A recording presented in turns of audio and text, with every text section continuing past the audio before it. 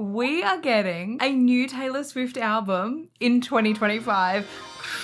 Everyone knows where they were when they got the call. When I woke up and I got a notification that said Taylor Nation has shared a post, I said, oh,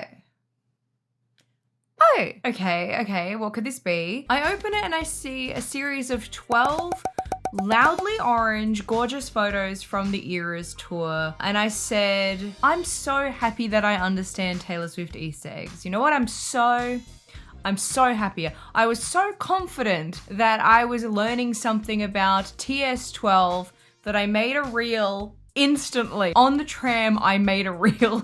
Posted it. Didn't think much else about it. And then around 12 p.m., my phone starts blowing up. I am getting so many notifications. There is a countdown timer on taylorswift.com that is counting down to around 2 p.m. And I'm nearly having a full-blown breakdown. I make another reel.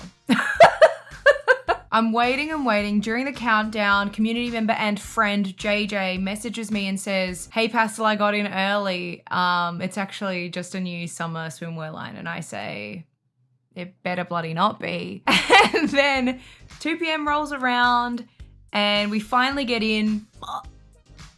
5:03 bad gateway. After a few refreshes, we finally get into the website. We see the most beautiful sparkly orange background. And what do we see? Images that have been blurred with a lock on them. Underneath those images, we see the new album that is The Life of a Showgirl, Taylor Swift's 12th studio album. Around this time, the New Heights podcast, Travis Kelce and Jason Kelce's podcast, announces that they're going to have a special guest, Taylor, introducing her new album to the world on the New Heights podcast. I could not keep my cool at all. I ran down to the bathroom. I posted that reel that I made in a mental breakdown.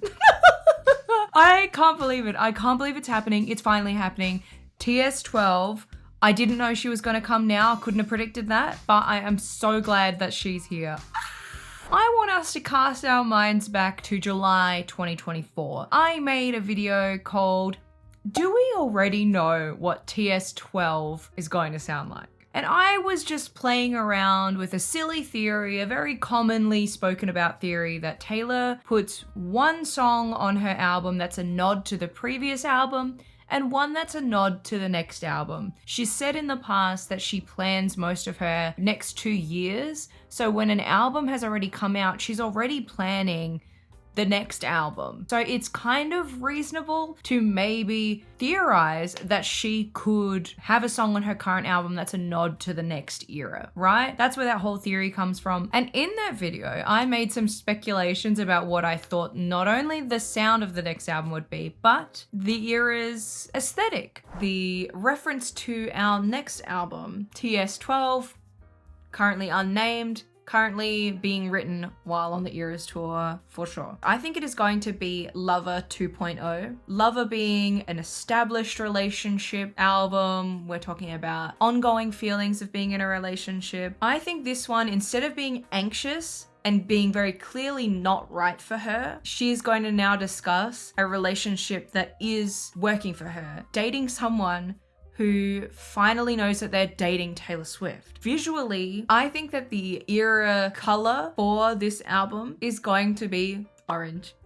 And I believe that orange is the last color emoji of the hearts on the Apple keyboard. So until Apple invents new colors for emojis, it's kind of gotta be orange, Taylor. I'd say now filming this on the day of the New Heights podcast's release, so I have already seen some additional information. I would say that I was partially right. I would say certainly that we were right on the color. I did predict orange, but I think that that was also a pretty safe bet. It's a color that she hasn't necessarily used yet, but it actually turns out that the orange heart is not even the emoji that she's using with this era. It's the flaming heart emoji. So wake up, Karma Truthers. Your emoji is still available.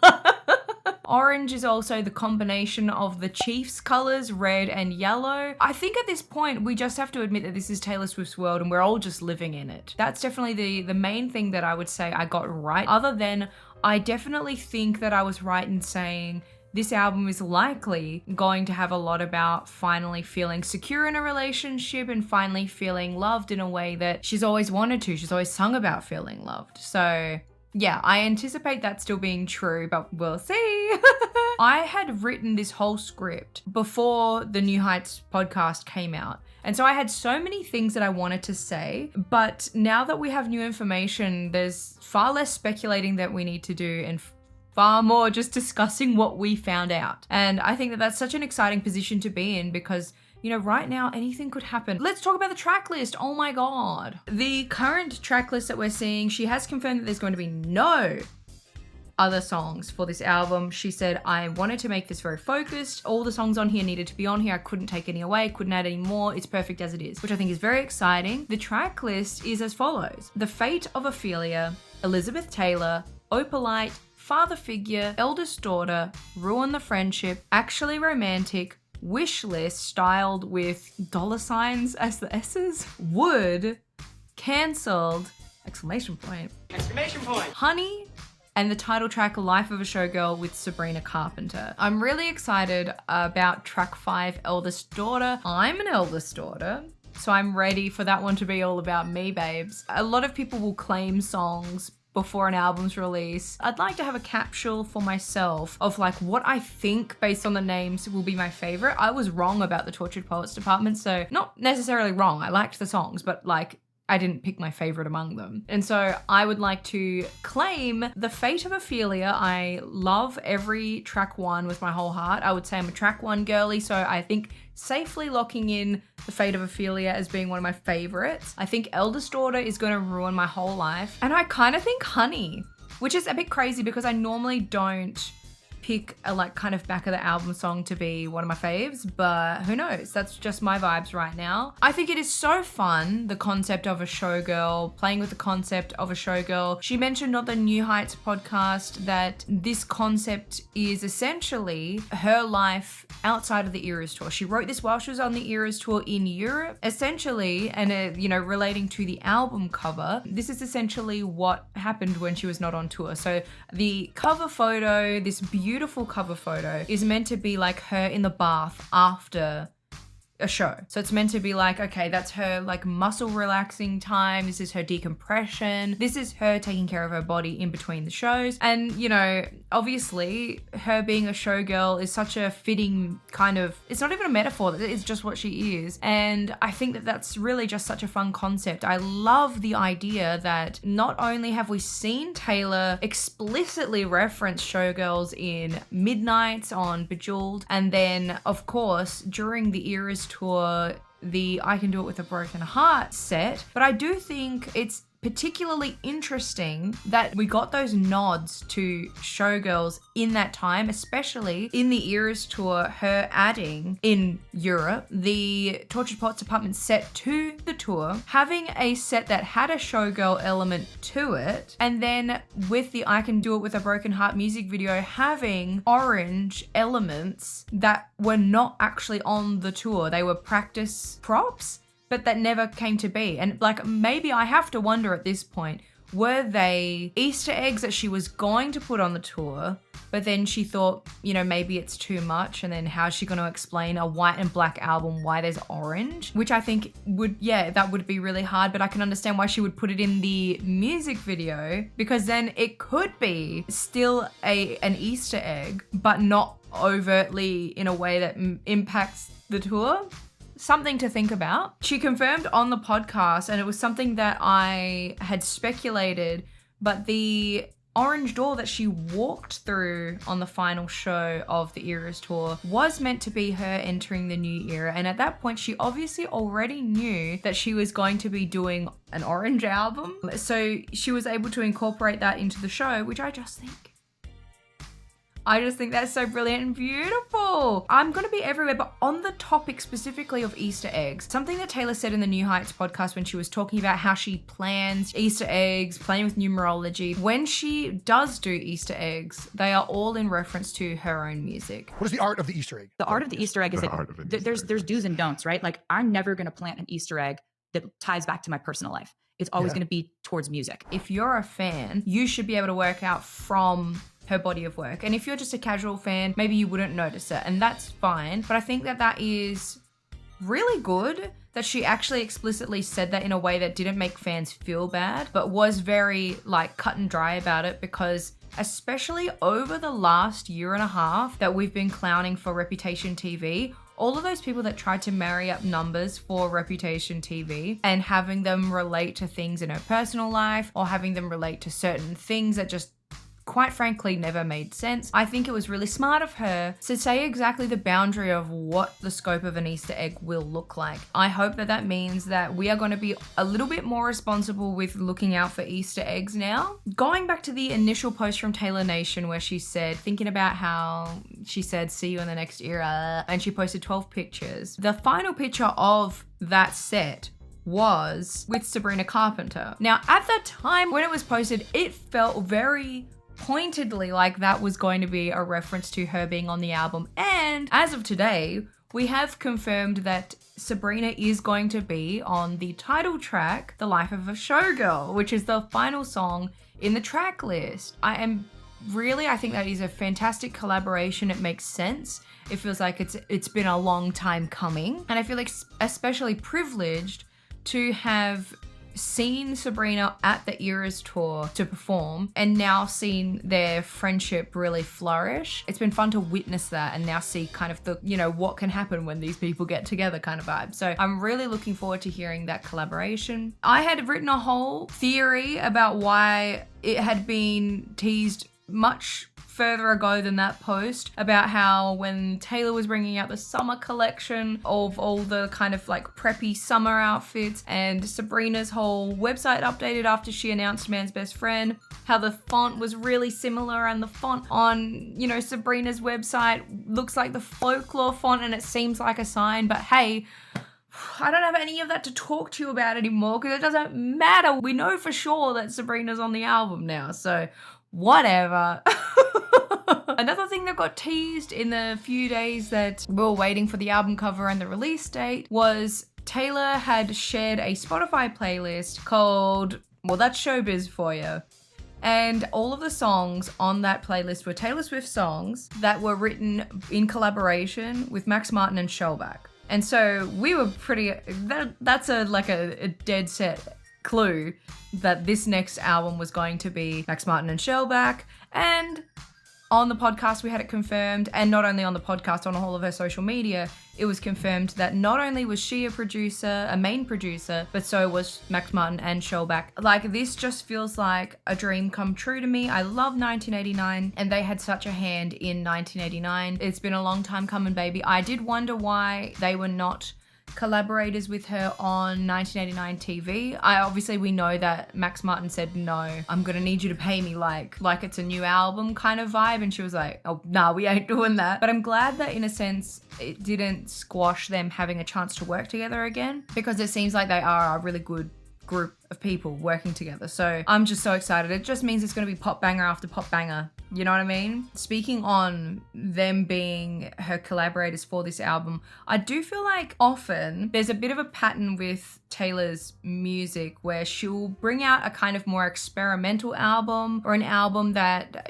she really wants to bring out, but it's more for her than it is for her fans. And then she follows that up with like the perfect pop album ever. So like Red into 1989, Evermore into Midnight, and now I guess Tortured Poets Department into The Life of a Showgirl. And so I feel like there's a lot to think about there and what that means. I hope that Tortured Poets Department doesn't get the treatment that Evermore has had. Certainly not Red. Taylor really loves Red. We know that. I really hope that she doesn't look back at Tortured Poets Department and just forget about her. But, I can kind of understand why maybe you'd go, okay, I made this for me.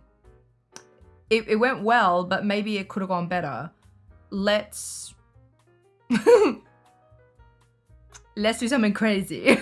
Let's do something that's going to be like, everyone's gonna love this. Golly. So yeah, we have so much information now. We have had a huge look at, I think we have 5 solid photos that we have seen like the whole photo of. We've seen that Not only is there going to be the main vinyl variant, the orange with gold sparkle on the actual disc, and then, you know, the beautiful front and back cover, there is also going to be 4 CD variants that are all very beautiful that come with like accessories. It seems more involved than the Tortured Poets Department CD sets. They've got like bag charms and necklaces and things like that in them, which I think is crazy. They all seem very beautiful and very over the top, which I really like. There are a lot of nods, it looks like, to the Eras tour on this album, and I think that, guys, maybe I'm a bit delusional, but like I think that it's almost fair to say that with this album coming out, knowing what it's about, that maybe an Eras tour documentary could be something that we could expect. Maybe? Is there something that we could expect, maybe? The locks on the albums and the locks on what was revealed today as the CD variant were all the Eras tour stage. Guys, I want an Eras tour documentary so bad. How are we feeling? Hey, check in. How are we feeling? What do we think of what we've seen so far? Do we love the title? What are your predictions about the sound? I mean, obviously we know it's going to be pop in some capacity. They kind of write pop anthems. I will say The Life of a Showgirl, it's grown on me since it's first been mentioned. When I first heard the name, I recoiled a little bit because I typically don't love longer album titles. I find them hard to remember, and I also find them to be unnecessary a lot of the time. I'm saying this now knowing that likely I will change my mind on this, but I think I would have preferred for it to have just been called Showgirl and not The Life of a Showgirl, because I think the life of is implied. Having said that, I don't dislike the title. I didn't care for the Tortured Poets Department when we first found out about the name. I thought it was cheesy, and I had that same reaction with The Life of a Showgirl, but I think I just have to get used to it, and I am already getting used to it. So, hey, that's progress. Hey, that's showbiz. From the photo shoot, I'm absolutely adoring the art direction that this is going. It is so sexy. It is so beautiful. Oh my God, when we saw not only the front cover and the back cover, by the way, is just the most perfect photo of all time, but some of the other photos, there's a photo of her, it's in a like sparkly outfit, but like the bra is a nude color, so it looks like she's naked, just ripped in gems and everything. And that photo truly is one of the most beautiful photos I've ever seen in my whole life. The photographer is the same photographer that did Reputation, which I think is fantastic. I love the vinyl pressing. I think it's stunning. I love having a really special version. I think it's very common now to have a really special version be the main version. We're seeing that with Leve's new album that's coming out this month. I know Sabrina's album that's coming out this month. One of the main pressings is a beautiful sparkly version. I think that's nice to do that because, I don't know, for me as a collector, I want to have the album cover looking like what the classic album looks like, but I would like to not have to buy a black vinyl and be like classic and a bit boring. I would like to have something a little bit special going on, and so it feels very luxe and very special, so I'm excited about that. I like the color scheme. I think that it really suits what's going on. I think as what we can understand of the meaning of those colors makes a lot of sense, and I'm glad that happened. Do I think that this album is going to tour? I think that's a great question. Do I think this album is going to tour? No. I don't. I think that it would be, it's hard to say this because I don't want to, hey, I might be wrong, but I think that it would be greedy to assume that she would tour this album because we've just seen her on one of her longest tours ever, if not the longest tour ever. One of the biggest tours ever, the longest runtime tour. Like, I think that at this stage, having only a year between Tortured Poets Department and The Life of a Showgirl, that it would be incredibly greedy of us to assume that she would be announcing a tour for this album. What I more realistically think will happen is something that we're seeing with Tyler, the Creator, something that we're seeing with Beyonce. I think that it is more likely that we're going to see her do at least an international tour once she's had another album come out. So maybe after she celebrates debut TV, and maybe if, you know, whatever of Rep TV, The Vault maybe comes out for the 10th anniversary, maybe then after that she'll do a tour or something. I don't know, but I just can't imagine her doing a solo tour for this and do it internationally. I just can't see that happening. I can see her performing for it at different shows and festivals, but not necessarily a dedicated tour. Be happy to be proven wrong. I really had such a joy listening to the New Heights podcast. I thought that it was fantastic. I loved hearing so much of Taylor, especially after so long of not hearing from her. It was very personal. It obviously felt very comfortable. I loved learning about what she's been doing post-Eras tour. I have a different baking obsession every 6 months. Right now, we're very deep in a sourdough obsession that has taken over my life. I am aware, and Yes. I'm very deep in it now. You've got me deep in this.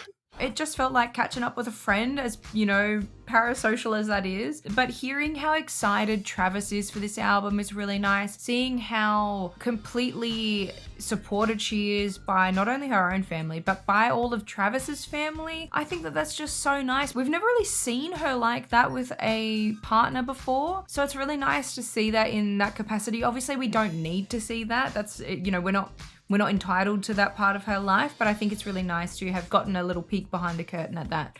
So it's just been a real delight. There are so many things that I didn't speak about. There's so many Easter eggs, like for example, that the glitter image behind her master's letter is the same glitter image that they used for the Life of a Showgirl. It's just, you know, they took off the saturation and changed the color a little bit. So I think that that's crazy that that was also an Easter egg. Guys, there were so many things. I feel like I'm just rambling at this point. There's so much to think about, so much to talk about. I'm sure I'm going to be talking so much in the comments with all of you. I can't be more excited for this album. I'm so jazzed for it. I'd say the biggest issue that I have with this album is that I don't have a single orange item in my cupboard because me and orange, I don't look good in that. I'm a winter color. Me and orange, it ain't gonna happen. I don't know. So maybe at some point, maybe I'll take you to, you know, a couple of op shops or thrift stores in Melbourne and I'll build my Life of a Showgirl wardrobe with all of you. I think that might be fun to do together. But I'm gonna leave this here. Please tell me your thoughts about the album. Please share your excitement with me. I need to share my excitement with other people. Please. I can't believe we're entering a new era. Oh my God. As best as you can, stay safe, stay hydrated, and I will see you all